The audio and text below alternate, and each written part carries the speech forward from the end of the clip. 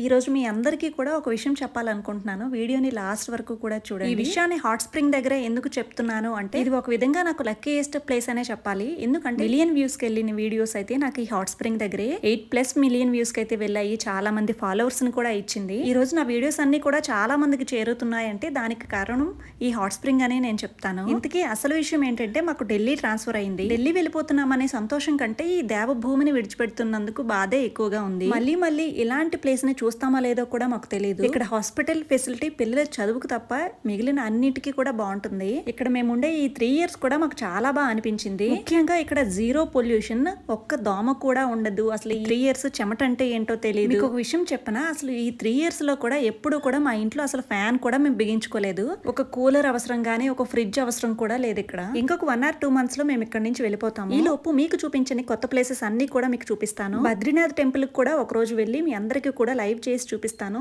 Interest ఉంటే గనక కింద కామెంట్ సెక్షన్ లో జై బద్రీనాథ్ అని కామెంట్ చేయండి. ఎక్కువ కామెంట్స్ వస్తే గనక డెఫినెట్ గా ఒక రోజు బద్రీనాథ్ టెంపుల్ కు వెళ్ళి లైవ్ అయితే చేస్తాను. ఇలాంటి మరెన్నో కొత్త ప్లేసెస్ చూడాలనుకుంటే పేజ్ ని ఫాలో అవుతూ ఉండండి. అలాగే అందరికీ కూడా షేర్ చేస్తూ ఉండండి. ఇప్పటి వరకు నన్ను ఫాలో చేస్తున్న ప్రతి ఒక్కరికి కూడా థ్యాంక్ యూ సో మచ్.